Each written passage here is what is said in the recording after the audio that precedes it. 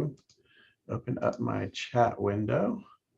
Okay, good morning, everyone. I'm Curtis Rogers, Communications Director at the South Carolina State Library, and it's a pleasure to have you all here. I see some faces I recognize. Hey, Faith Keller.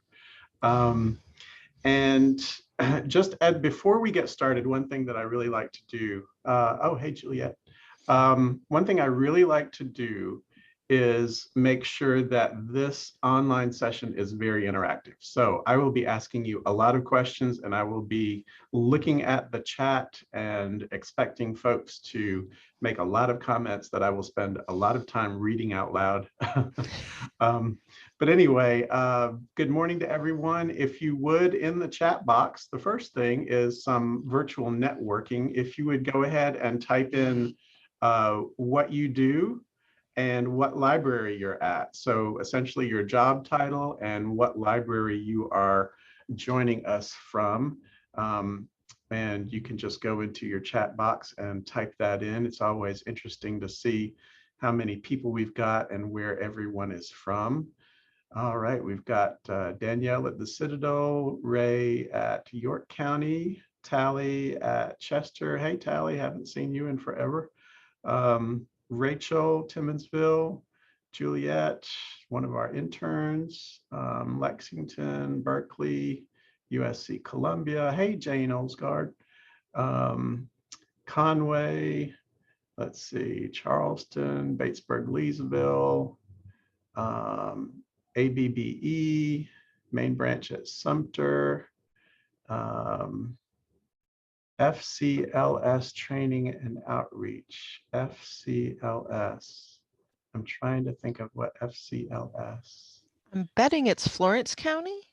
Florence County Library System, maybe. Lander, Richland Library, Ballantyne, and all the way from Georgia Public Library. Yes, Linda, Florence, thank you.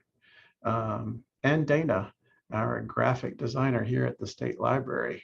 And it looks like someone else is trying to also get into the room.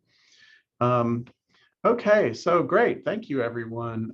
Glad to have you here this morning. I'm going to probably be talking rather quickly because I have a lot to cover, and I usually do not like to go over an hour, but depending on the conversation and how things go, I will also be showing a lot of signs. So you can see on this cover, and this was sent to me by Bill McCree at Florence, whom I have known for years. Library is closed until opening time. How much more obvious could a sign be? You know, I mean, some of these signs blow my mind. And by the way, this is one of the things that I'm very passionate about is library signage. So we'll go through and I'll let you know my outline.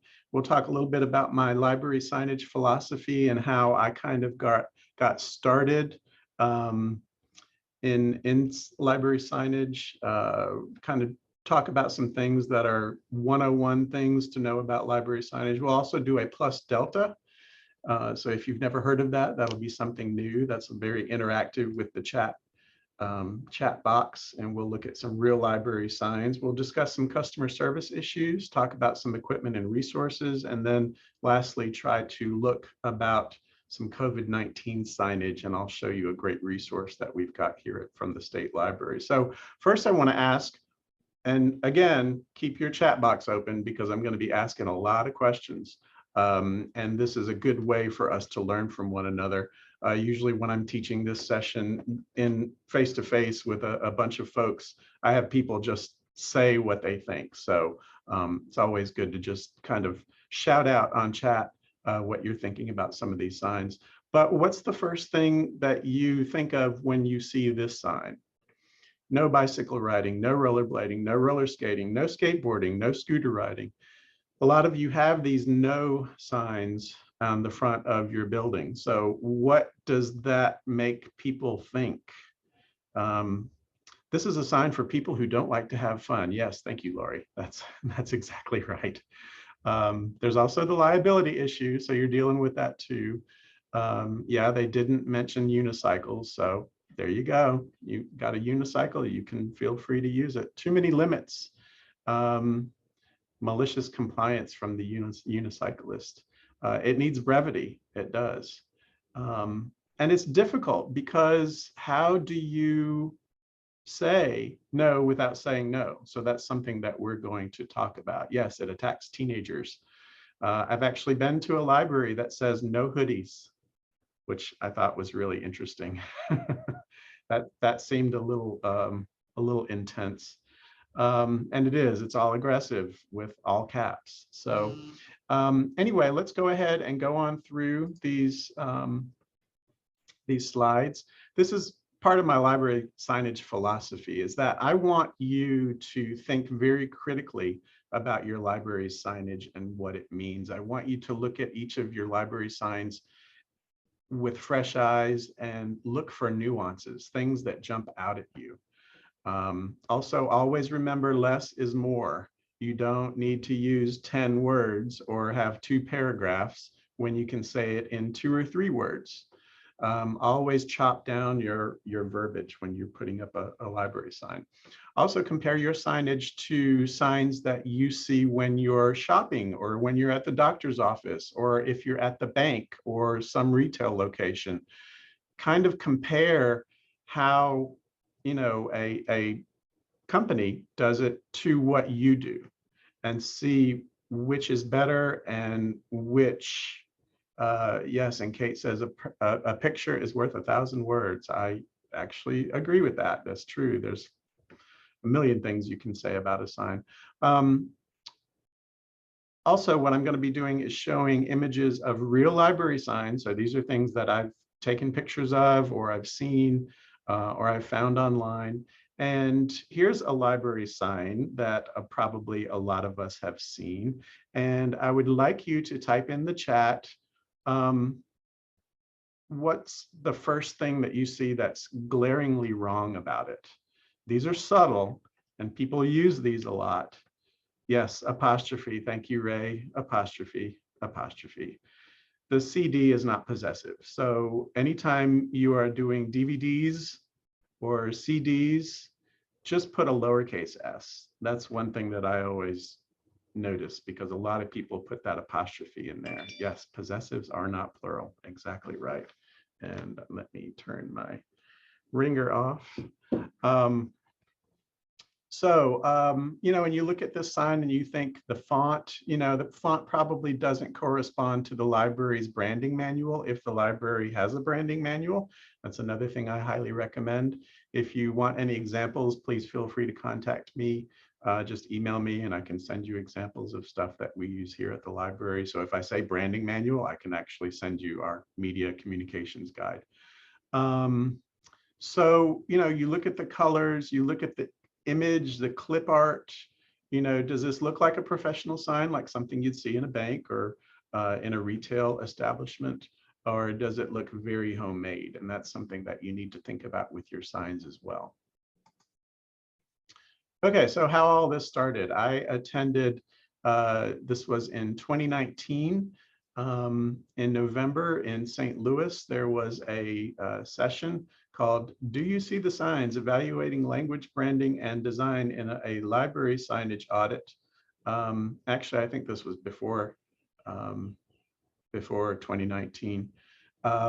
Because I think I was in Philadelphia at the time. But anyway, it was at Library Marketing Communications Conference. And, you know, it just kind of opened up my eyes to thinking critically about the nuances of library signage. And let's see.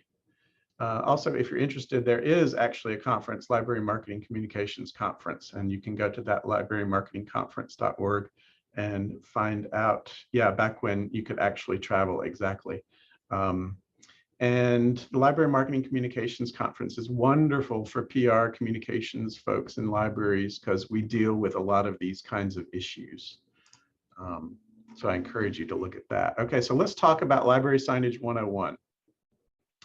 There are positive and negative things about library signage. Positive first, always use polite language. Do not be too verbose, get to the point. And I know that is so difficult. I can say this, being a librarian and having a library science degree, I tend to be too verbose myself. So I make a sign, then I look at email, and then I go back to the sign with fresh eyes and think, what can I do differently to get some of these words out? Because people don't like to stand and read signs. They're going to read maybe 3 or 4 words, and that's it. So try to get to the point. Also, always use your library logo and your branding on every sign. This, goes to what is your library logo font? What kind of font size should you be using? Things like that. Also, remember to not have any typos. Always get someone else to proofread your sign. That's a way that you can just have another pair of eyes. Always use correct grammar, and also use an image that supports content. One thing that I usually stay away from is clip art unless it specifically, like if you're doing programming on, how not to use clip art or something weird like that, you might use clip art, but you have to think about how you would use clip art and if it's appropriate. Some negative things: don't ever put up a handwritten sign, because if you put up a handwritten sign, here's another chat question. If you put up a handwritten sign, what does that say about you and the library? What's the first thing you think of if you walk in somewhere and you see a handwritten sign? Don't take it seriously. Yep, not professional. Exactly. It's not official. I mean, a patron could have written it on a sticky note and put it up there. Low budget? Yep, exactly. So yeah, those are all things that people think. No effort. People think if they see a handwritten sign. Also, don't use too many words. Don't use clip art, like I said, unless, if you are doing a training session for IT professionals on Wi-Fi, using the Wi-Fi symbol for something like that would be appropriate, even though that's, can be considered clip art. Comic Sans or papyrus font, try not to use either one of those. Those are kind of just no-nos. You see a lot of Comic Sans in the children's room. Still, kind of stay away. A lot of the literature says, actually, it's more expensive to use Comic Sans because it takes up more ink. So that's another way to think about it. Also, try not to be passive aggressive. Try not to say, don't do this, don't do this, don't do this. Thank you. That kind of is a turnoff to people. Also, try not to use too many colors, and try not to have too much going on. If you have too much going on in a sign, it's very distracting. So those are just library signage 101 items. Okay, so what's the first thing you think of when you see this door at a library? And by the way, this was on a door at a library in South Carolina. Okay, so many signs: overload, messy, busy, cluttered. What else do you think of? Wordy. Yep, definitely not reading all of that. No one is reading all that. Distracting. Exactly. So I was actually asked to do a signage audit at this library, which I did. And you can see kind of in the back to the right that this goes to the upstairs. So a lot of people were going in and out of this area because this was the main way to get to the second floor of the library. So I kind of stood over to the side, and I actually stood there and kind of pretended like I was, doing something else for about 10 minutes. For 10 minutes, I probably saw about maybe 7 or 8 or 9 people walk by to go upstairs. No one stopped to look at any of these signs. Also, no one stopped to look at anything that was on the table to the right. So one of the things that I tell people to do, if you have all of these kind of signs everywhere, nobody's looking at them. People are either too busy, they're too focused, and you've got all kinds of things, going on.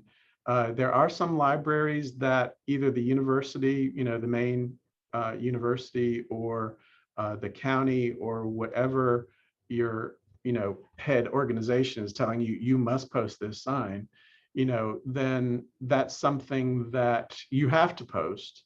in a conspicuous area. So, you know, kind of limit it to what you have to post versus what you really don't need to be posting. Also, the notice, this property monitored by video security,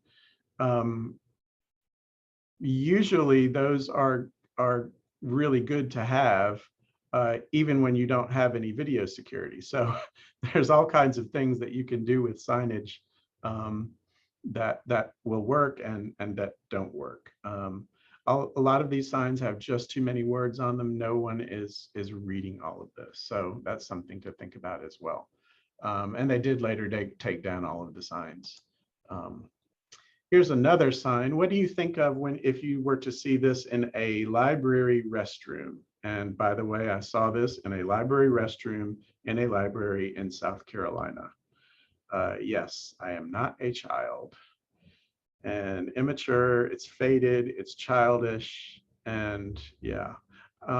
I kind of like the border where they did the little squiggles in the corners. But yeah, actually, yes, I'm serious. This was a sign in a library.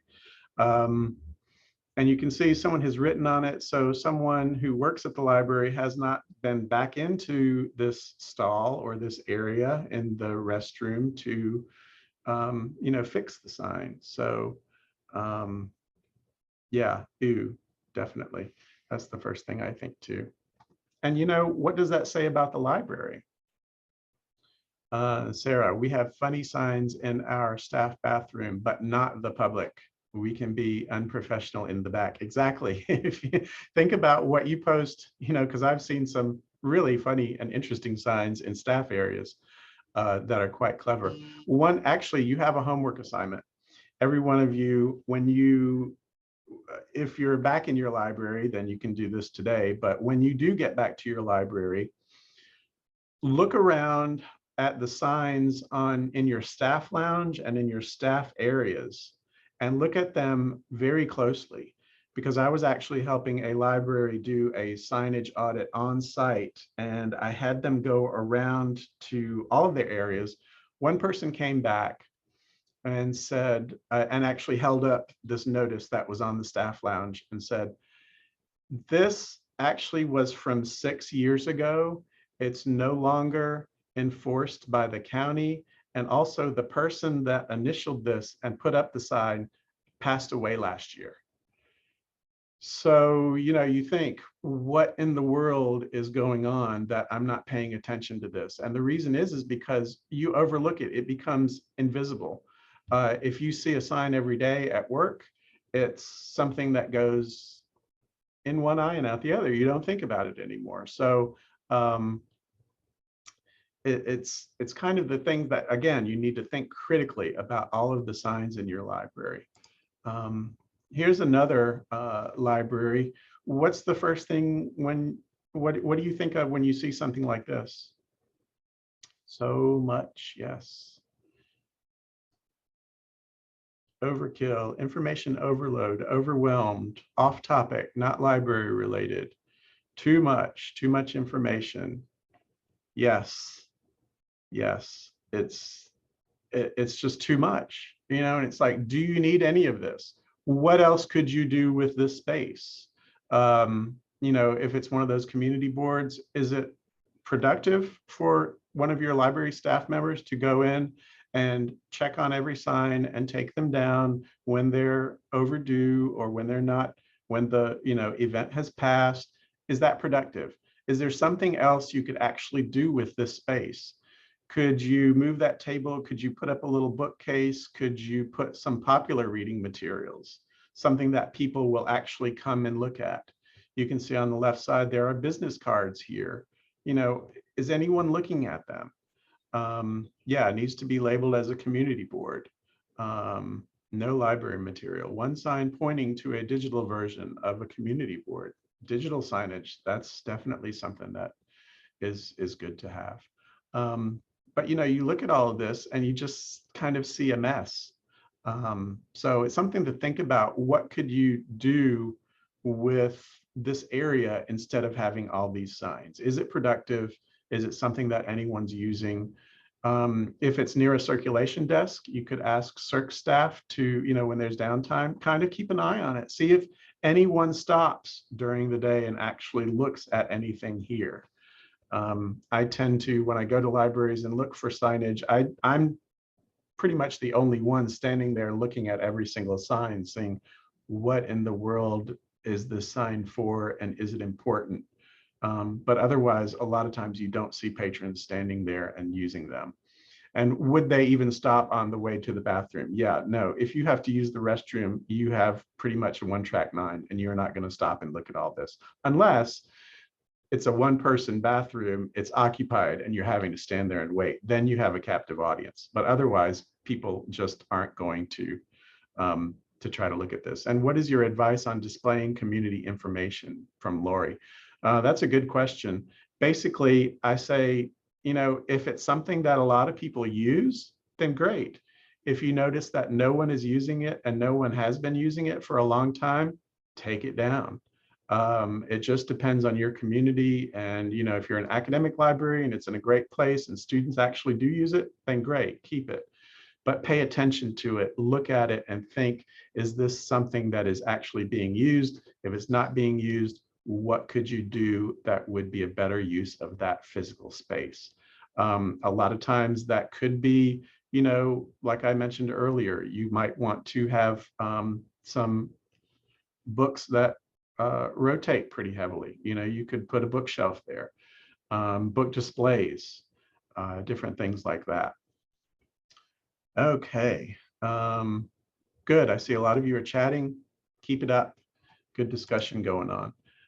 So fonts matter. It's really, really important to use the correct font. So you'll always be mine, heart, or you'll always be mine. You can see the different font and what you can portray by using a font. So keep that in mind. Okay, now we're going to do the plus delta. Basically, all I'm going to do is kind of read and describe some of these library signs, and then we're going to talk about what works. So we're actually going to use the plus to be positive. I know the first thing you want to do when you look at a library sign or any kind of sign is be negative, what's wrong with it. But we're only going to look at what the positives are. And then instead of saying what the negatives are, we're going to concentrate on how could we change that sign. So when we look at a sign, look at it really quick, say what you think works, and then I'll say, okay, what do you think could be changed about this sign? So let's look at the first one. So we've got help keep your library quiet, clean, and comfortable, exclamation point. Follow these 3 rules of etiquette, colon. Number 1, no food allowed in the library. Number 2, no drinks at computer stations, the circulation desk, the meeting and student study rooms. Number 3, be quiet. The library is a quiet study space. And this is from, your fellow students appreciate your support. So what's a positive about this? Okay, it's organized. A large landing, big font, rules are easy to see. Yes, short list of rules, clearly stated, large fonts. Okay, we haven't gotten to the change yet. Contrast of colors. Yeah, I actually like the colors. I think it's good, diversity of colors. Okay, what would you change about this sign? Use more positive language. Yes. How do you say no food allowed in the library? And how do you say no drinks allowed at the library? Yes, there you go. Sarah, thank you for keeping your voice down. Yeah, we changed the font on top. There's too many no's. Yep, so we would change that. Capitalization in the sentence at the bottom. It's a little too wordy. Yep. So cut out some of the words. Yep, you can say drinks are welcome with a lid, or food can be eaten in a certain area. That's a positive way to say that. So try not to say no. People don't react well to it, and it doesn't make you feel good. Okay, I'm going to, remove the pound sign and the @ sign. Yep, so not have any of those kind of things. There's a lot that can be removed from this. You don't even need the thing at the front, the very top. That's a little bit passive aggressive. help keep your library quiet, clean, and comfortable. Take away the italics. Yep, a lot of stuff you can do here. Okay, let's look at the next one. Ready? Here we go. All right, the clock is ticking, exclamation point. Each patron has 60 minutes on the computer. Please monitor your time. There's a little clock, there's a digital clock, there's a log out button. Need more minutes? Tell a librarian, exclamation point. Okay, it's to the point. So we're looking at pluses right now. So what's the positives of this sign? Think about the positives. Nice to use a sans serif font. Yep. Red color of numbers. Okay. The font and color for 60 draws your eye. Yep. Clock graphic adds visual cues. Okay. It's a plus to point. No passive voice. Okay. Time limit is obvious. Okay. What would you change about this sign?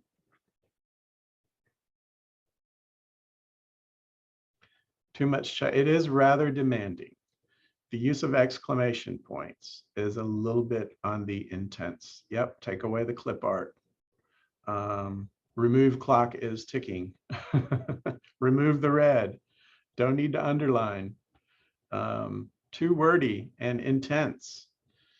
Yeah, and it's passive aggressive, isn't it? It's kind of like, you know, shouting at you from a sign. So anytime you feel like you're shouting at someone on a sign, that's time to change it. Yes, causes anxiety. Exactly, Lori. It does cause anxiety. You know, you have 60 minutes, you're trying to work on a resume, you don't have a job, you might have a kid with you.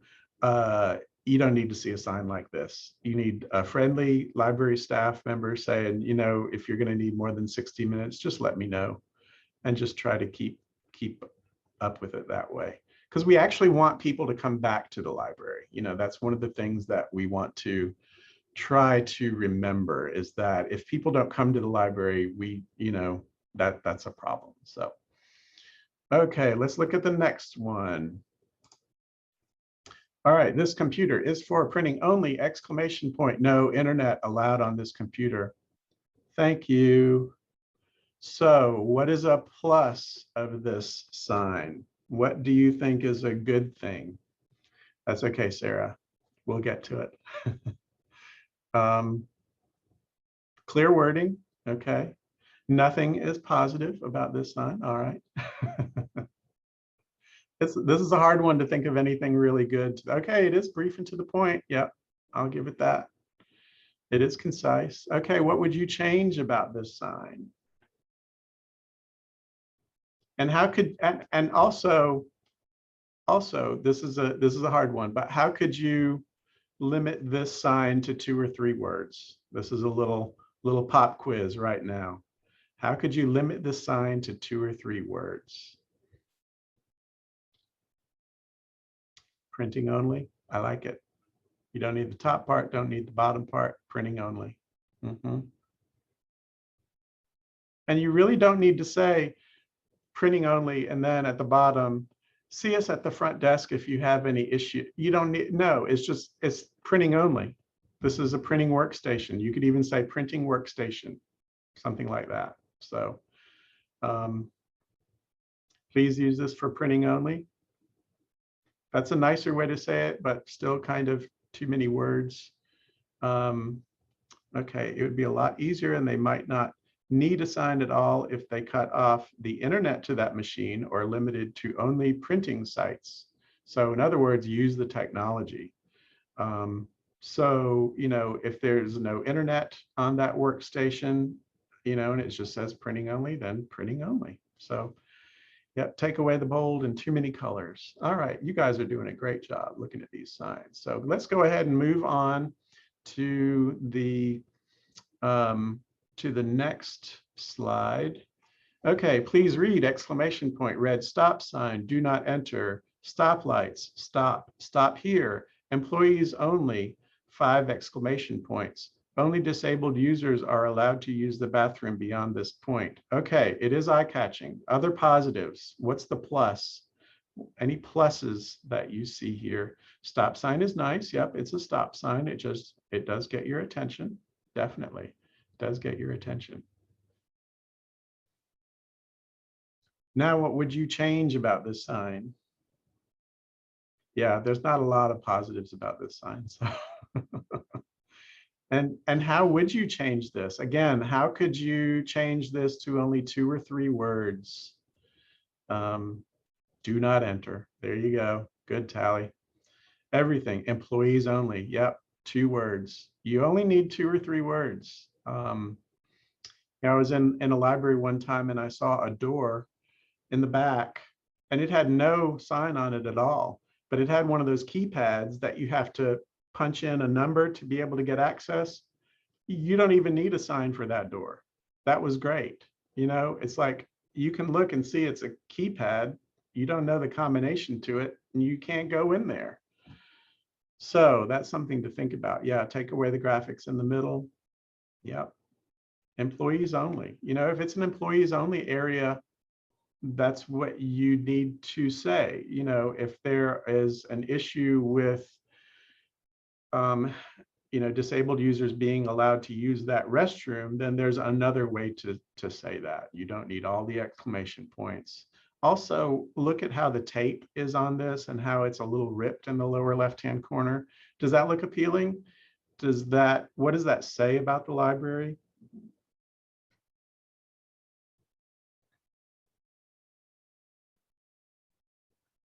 Okay, yes, there should be a disabled bathroom in the public area anyway. Yep, lots of issues. So you can see sometimes signs are put up to deal with issues that are really systemic issues, and the sign does not help. So that's something to think about.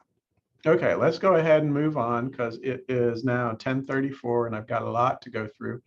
So one of the things I do from the State Library, I haven't done in a while because of COVID restrictions, is I can do library signage audits at your library. So when restrictions come back, this is something that I would be happy to work with you on and come to your library. And I think some of you in here have had me out to your library. So this is an example. I take photos of every sign in the library at every branch. I compile a visual report. You can see here's the cover of one I did in June of 2018 at the Salem Library branch for Oconee County. I talk about what's working well and what to consider changing. So essentially a plus delta.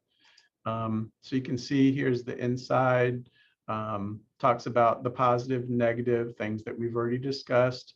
Then I talk about exterior considerations. So actually, the whole library image, what do people see? What do they think about when they're coming into the library? In this case, they've got a really nice sign outside, so that's welcoming. Then I talk about things to consider. Are the staff members dressed neatly? Are printed materials grammatically correct and spell checked? How are you dealing with the library's social media? A lot of things go into not only signage, but how your communications and media relations are working. Also, one of the things that's my favorite is how is the library listed in a Google search? And has anyone reviewed the library? And has anyone at the library responded to any of the reviews? Those are things that go into that library image. So when I give recommendations, I say, what the library is doing well, what to consider doing differently. Then I, talk about viewing photos of the signs actually help you identify areas that are working well and areas that may need improvement because you're actually looking at a photo of the sign out of context. So that's something that can be interesting as well. When you look at a signage audit of just all the images, you can think, what does this even mean? And also one of the things that I developed is called a sign removal test. If you're trying to decide if there is a sign at your library that you think should be removed or could be removed, go ahead and remove it for 1 week. And if no one notices or asks about it or has any issue with it, then it's probably okay to remove permanently. So, if you're unsure about any signage, just take it down for a week, see if it causes any issues. If it does, then you probably need to put it back. So this is an example of looking at the images. So you can see like there's a handicap parking sign. You see it every day, you don't pay much attention to it. But if you look and see how it may be faded or scratched, or how the book return might have areas that, need painting. That's the kind of thing that pops out at you more in just a photograph. So you can see here, like business hours, are the business hours easy to see from the road or the parking lot? Is there too much glare? Do all the signs make sense? Like, what does 5 mean? I mean, it's probably something the county put there and has to be there, but does it mean anything?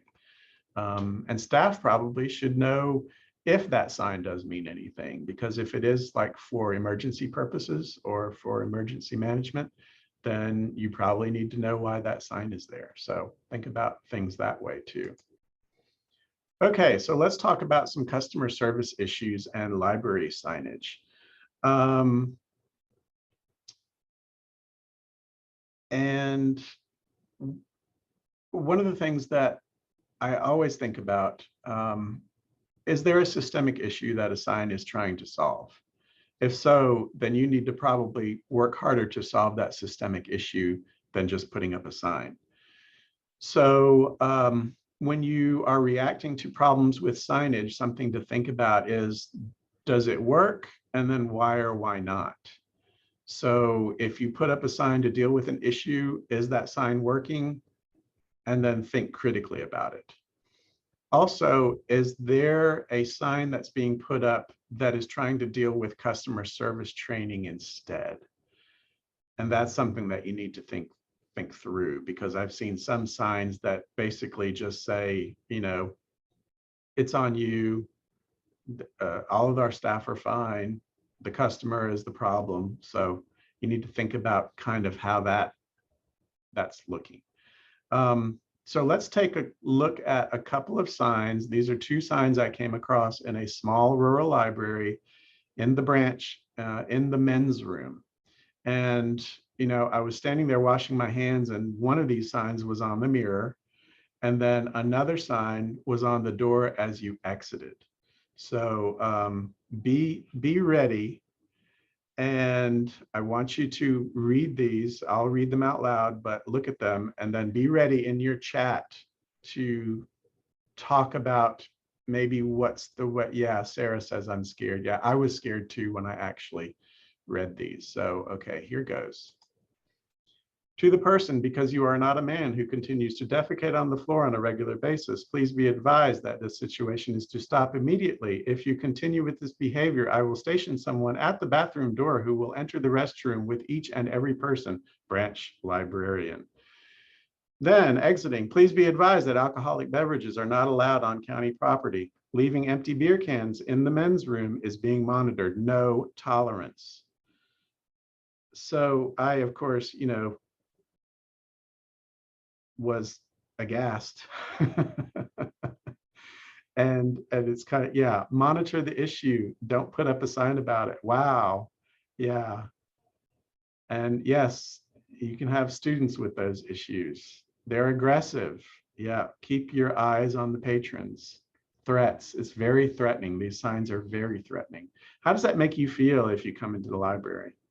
What if like a father and maybe a 8-year-old, 9-year-old son was in the library, and the kids seeing these signs thinking, is this a place I want to come back to?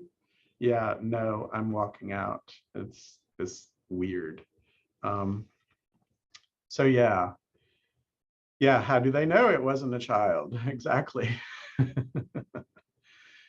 Yeah, it's a very strange situation. But how could you solve this issue with signage? What are some ways that you think you could actually deal with this? And we're actually talking about systemic change and then signage change. Thanks for helping keep the bathroom clean. Yes, that's one way to be positive. How about this restroom for customers only? Ask attendant for key. Keep it locked. Is this an issue because of the location of the restroom in its relationship to the circulation desk or the reference desk or actually the main entrance? Do you actually, would it help solve the problem by actually locking the bathrooms and, having customers ask for a key? Is that something that would help? Could you do this for maybe just a couple of weeks and see if it works? There's all kinds of things that you can do, but this is an example of a systemic issue and then how you need to change the system. So that's something to think about. Okay, so let's look at some signage equipment and some kind of things to think about when you're putting up signs. A lot of signs are put up just with tape on the top and the bottom, and then what happens? It curls and you don't get a good looking sign. So, we'll think about laminators, acrylic holders, floor stands, outdoor and street level signs. There are banner stands. You have ceiling mounted signs, permanent, and that's in quote because they're not necessarily permanent. But then suction cup signs, lighted signs. I've seen some great neon signs with open, and hours. And then digital signs, and then there's also iPads and tablets. And what I'm going to show you images of, they're not necessarily that I'm recommending a specific brand. I'm just kind of letting you know what's out there and the approximate cost, because a lot of these are not expensive and they can make your library look very professional. So a laminator, you can actually get a laminator for $40. They're not expensive. There's all different kinds of laminators out there. You do have to take into consideration your refill plastic or the laminating 3M. So take that in consideration. That would be an ongoing price. But otherwise, between $40 and $80 to get a laminator, and then just to get the laminating equipment is not a lot. And a laminated sign looks a whole lot better than just a paper sign. Okay, display, acrylic displays come in all different shapes and sizes, and a lot of them are not expensive. So always consider getting something that is going to look very professional, and you can do that with not a lot of money. You can get these acrylic risers for book displays. You can get business card holders for your reference desk or your desk areas. Here's an 11 by 17. It's called a menu floor stand, but the nice thing is that, if you have a printer on site that prints 11 by 17, this is great. You can print out your own stuff, put it in the sign, move the sign around. So when you're having programming, again, looks very professional. Not incredibly expensive. I don't think the price is on this one, but I think they're for, under $200, which I know for some libraries that's a lot, but it's something to think about. Here is an outdoor sign, changeable message board. You can see here it's around $120. The thing about outdoor signs is make sure you use them outdoors. I've been into a number of libraries that they put an outdoor sign in the foyer, and it kind of doesn't serve the purpose that it's supposed to be serving. So, make sure it's part of someone's job to take that sign out, close to the parking lot, close to the road, where people can see it. That's the whole point of those signs. And then banner stands, some of these can get very pricey. Some of them are not too terribly pricey. But these are great promotional things that you can move around the library. So definitely consider something like that. A lot of these companies will actually help you with the graphics that have to go on here. So, think about that. Also, we have a graphic designer, Dana. I think she's with us today. If you need help with design, we can certainly help with that too. Yeah, nobody reads the marquee either. So it happens. People walk right by signs. So keep that in mind too. Hanging signs, these are not expensive at all. And sometimes you can easily mount them. Some of them you can print out yourself. You can see here, $33. And I think that includes the chain and the S hooks. So think about those as well. Oh, good. Thank you, Dana. Dana has put her email address in the chat room. Dana is our graphic designer. So if you need any help with ideas or something, she is pretty busy. So give her a couple of weeks, but she can definitely help you. Thank you, Dana. Suction cup. acrylic holders. These are great. These are not expensive. You can see they're about $10 each. The good thing is that you can move them around, especially if you have glass areas. So keep those in mind. Neon or lighted signs, you can see for $60, you can get an open sign. There's $27, $86, just depends on, if you're having a difficult time pulling people into the library, get a lighted sign. People can see it and you'd be surprised. And then you can see here digital signage. This one is 19-inch, $250, not terribly expensive. So that's something you can do as well. Yes, and also check with your fire marshal. And here is an iPad floor stand. You can see these are about $115. So if you have an iPad that is not being used, but you want to use it, now you do have to take into consideration people are touching it. So, it might not be the best thing to have. If there's an issue, like with a global pandemic going on, but just want to let you know this does exist. It is a good idea, even not in a pandemic, to clean it off periodically throughout the day if you see people using it. Okay, so some resources as we're kind of starting to wrap up, and I still want to talk some about COVID-19 signage. Flickr, you can find amazing examples of library signs on Flickr and Pinterest. There's also the PR Talk listserv by ALA, so that's a really good resource. There's all kinds of PR, communications, marketing talk that goes on that listserv, and that's free to join. There's also a book by Kathy Dempsey, who is, she's got the Accidental Library Marketer, and this is a great book, and also the Customer Focused Library, Reinventing the Public Library from the Outside In. And yes, also you can use canva.com, thank you, Julia, to make displays for books, and you don't have to use clip art. They've got nice photos, nice images, so definitely play with canva.com. It's free. You can set up a free account. They have free and paid accounts. Some of the photos they charge like $1, so not a whole lot.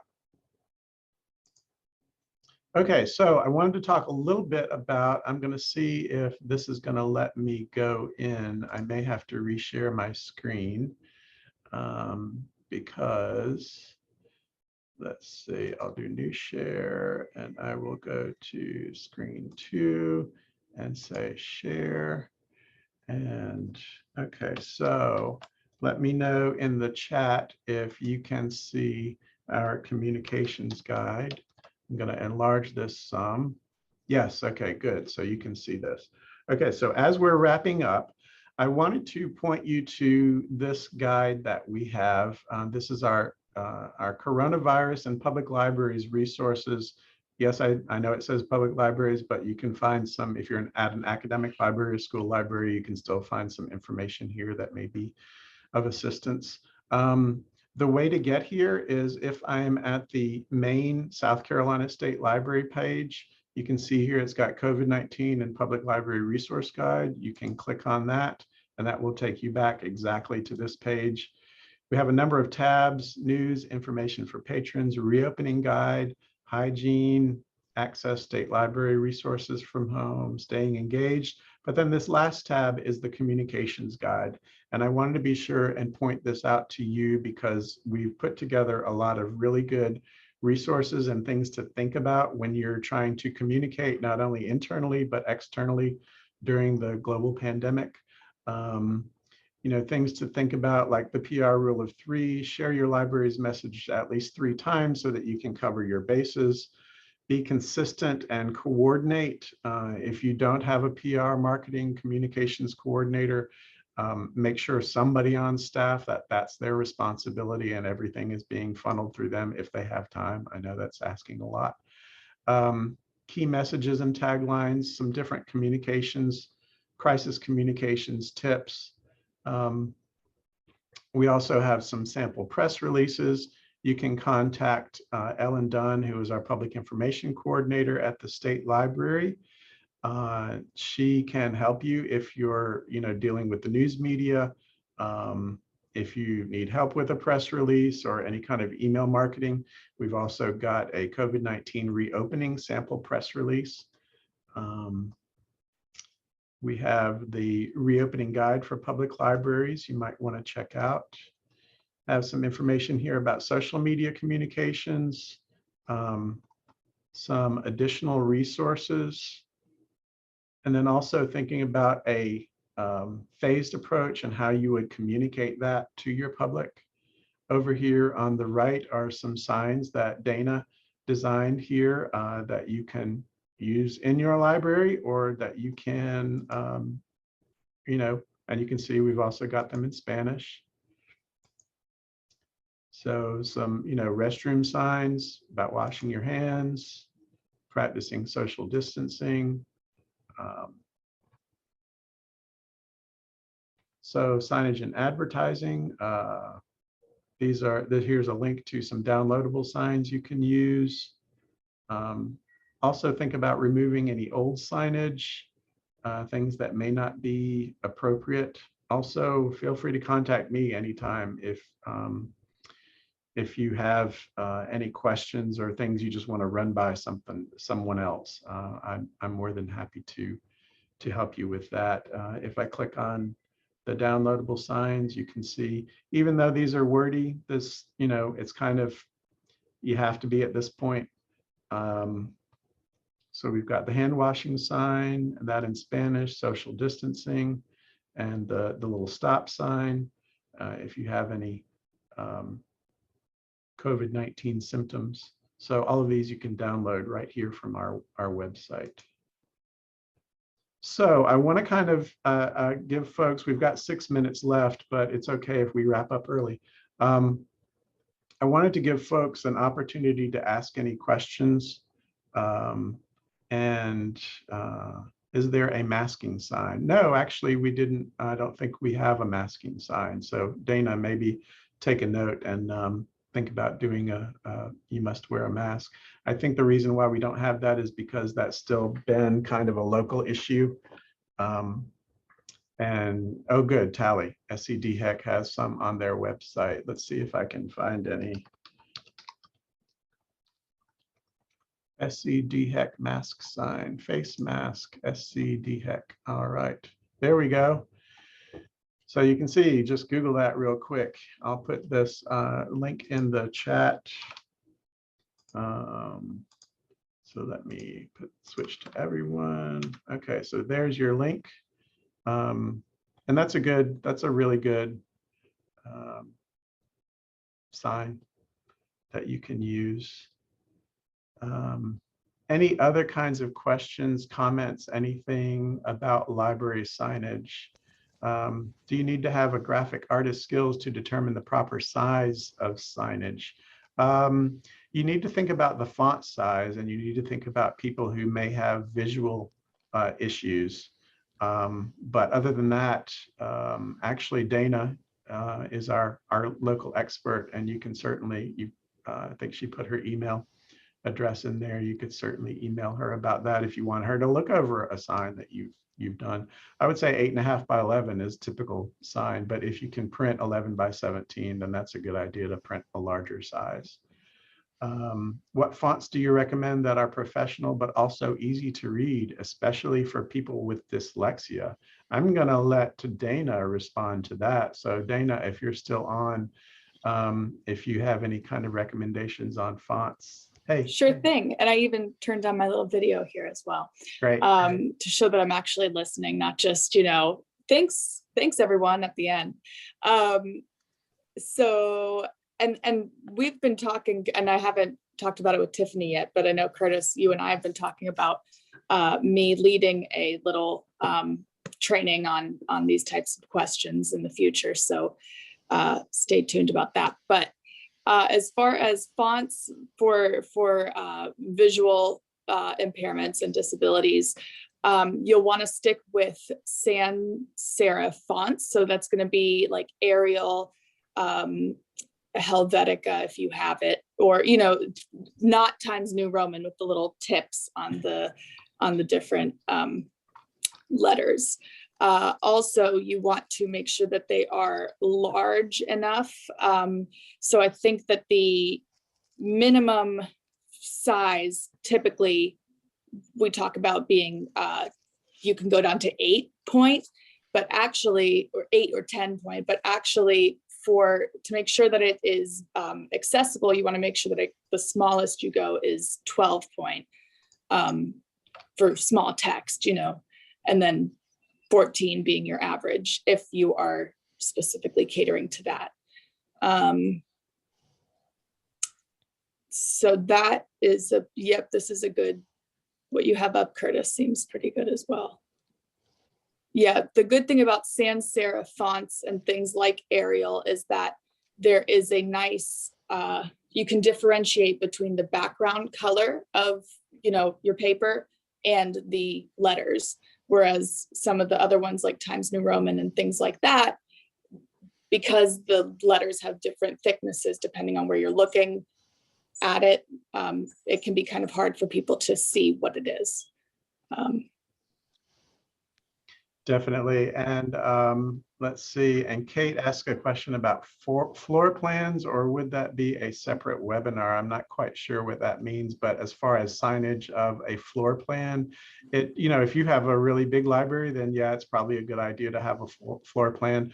But instead of a sign, maybe make it into a little brochure, something patron can take with them and walk around with it. Otherwise, they have to memorize the floor plan sign and then try to find their location. So usually floor plans, having them on a brochure or a handout is like a little bit better idea.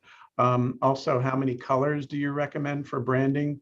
I know we at the State Library have 5,000 different colors, not that many, but for our different brands, like our main logo, we have 2 main colors. So keeping the color scheme as close to 1 or 2 or 3 as possible, then that's probably the best thing. But Dana, you probably have can talk about that for a second. Yeah, so as far as colors are concerned, and we can go more in depth with this in my own training in the next coming months, but you probably want 2 or so. You want to make sure that whatever colors you do choose, if they're in black and white, you can still, differentiate what they are. So you wouldn't have a light pink and a light yellow, as your logo or your, main headline, that type of thing. So you, like we, for instance, at the State Library, we have a nice deeper kind of blue and then a gold-ish color to accent that blue. So you want to make sure that you have a nice strong color. You can use a second color or even a third color sparingly as kind of a little detail embellishment extra color, as long as it all can translate into black and white or grayscale easily. And then the sizes, so we were saying that for accessible signage specifically, you'll want to make sure that the smallest size that you go is like 12 point. Yeah, that's a great tip, Tiffany. Step back and see how it looks. Obviously, you wouldn't be putting in an instruction or a headline at 12-point font. Where's my little? Yeah, so that's just your small text. Otherwise, you can shoot for like 18 point, 20 point, 24, especially for accessibility.